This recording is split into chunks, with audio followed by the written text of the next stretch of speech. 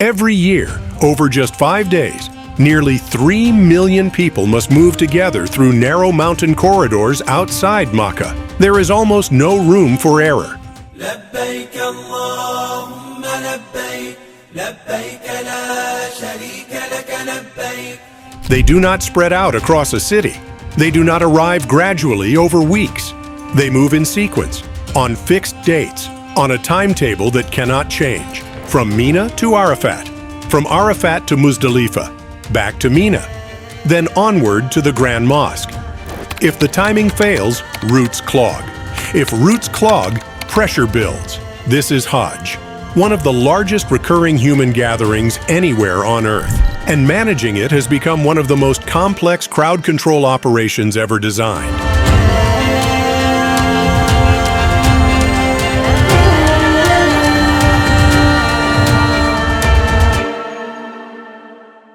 For 5 days, an entire region transforms into a synchronized mobility system.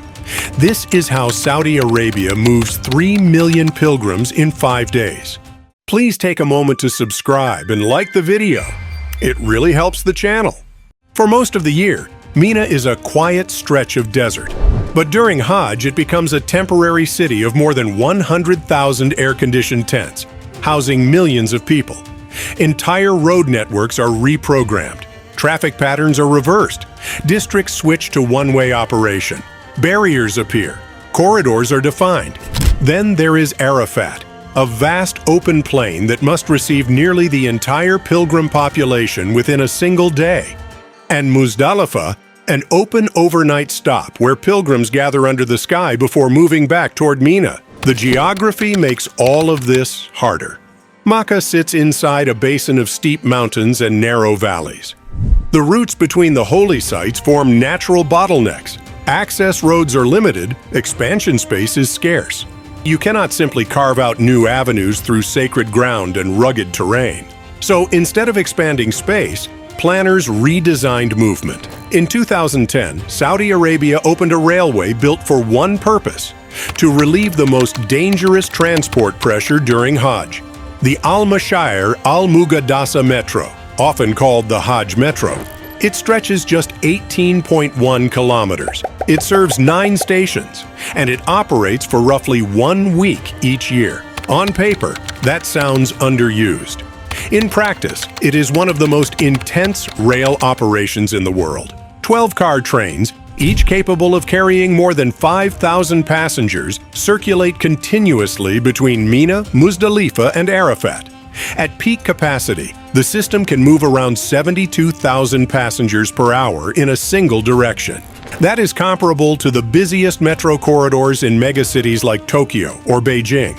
But unlike those daily commuter systems, this railway must handle extreme passenger density under temperatures that can exceed 50 degrees Celsius, transporting pilgrims who, in many cases, have waited a lifetime to experience this journey. During recent Hajj seasons, the metro has carried close to 2 million people, dramatically reducing reliance on tens of thousands of bus journeys. And when Hajj ends, the trains stop. The line powers down, waiting for the next year. Few transport systems on Earth operate at such high intensity, and then disappear into silence. But infrastructure alone cannot manage this scale. Time is the real control mechanism. Pilgrims are divided into structured groups, often organized by country and travel provider. Each group is assigned specific travel windows. Departure from Mina toward Arafat is staggered across controlled intervals. The return journey after sunset is phased in waves. Access to the multi-level Jamarat Bridge, where pilgrims perform the symbolic stoning ritual, is regulated through strict time slots. No single corridor is allowed to overload. In effect, the pilgrimage functions more like an aviation schedule than a festival crowd. Groups are assigned movement times. Routes are controlled. Entry and exit points are separated to prevent crossing streams of people. Roads are switched to one-way systems. Pedestrian flows are split into dedicated channels. This is not crowd control by force. It is crowd control by design. It is choreography at metropolitan scale. This level of precision did not emerge overnight. Hajj has witnessed tragic crowd incidents in previous decades, including the 2015 Mina disaster. a deadly crowd crush during the stoning ritual that highlighted the severe risks of unmanaged density. That event forced a systemic rethink. Since then, authorities have invested heavily in predictive modeling and infrastructure redesign. The Jamarat Bridge was expanded into a multi-level structure with fully separated access routes. Surrounding pathways were widened. Entry gates were redesigned to remove intersection points. Advanced computer simulations now model crowd behavior before each season begins. Heat protection measures were also strengthened. Additional shaded areas were installed. Misting systems were introduced to cool, dense walking routes. Medical response units were expanded.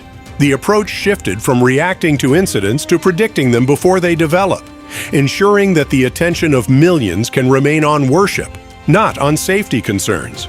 At the core of the entire operation are central control rooms monitoring activity across Makkah and the surrounding holy sites. More than 15,000 surveillance cameras feed live data into monitoring systems. Software analyzes density levels in real time, generating heat maps that show where pressure is building. If crowd concentration approaches critical levels, action is immediate.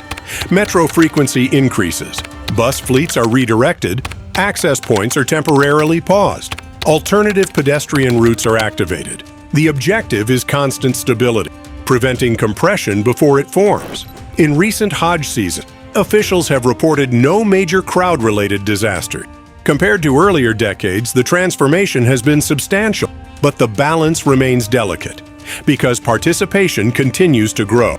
Saudi Arabia's Vision 2030 framework aims to increase Umrah visitors to 30 million per year. That means Makkah must handle rising demand not only during Hajj, but throughout the entire year. To prepare, a much larger urban rail network has been proposed.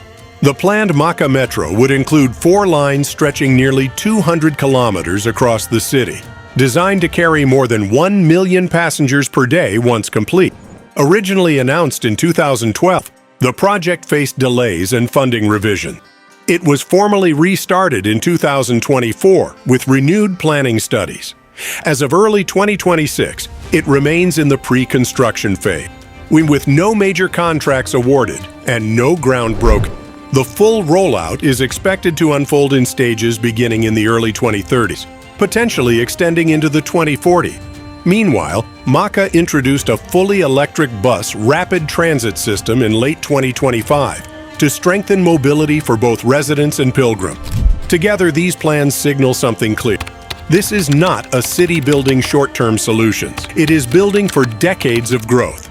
At first glance, this might seem like a story unique to one religious event, but the challenges being addressed here are global. Cities around the world are facing rising populations, more intense heat, and growing strain on transport networks. The tools refined in Makkah, predictive modeling, phased scheduling, high-capacity transit, real-time monitoring, are the same strategies megacities from London to Jakarta will increasingly rely on. Hajj may be spiritual in purpose, but the engineering behind it is a blueprint for managing extreme urban density safely.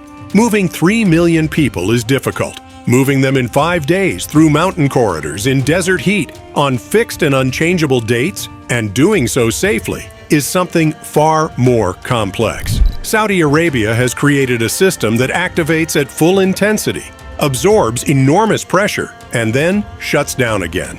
It is infrastructure synchronized with sacred time. It is mobility engineered around precision. And for 5 days each year, under extraordinary scrutiny and expectation, it has to perform flawlessly. Because when millions move together, there is no margin for failure.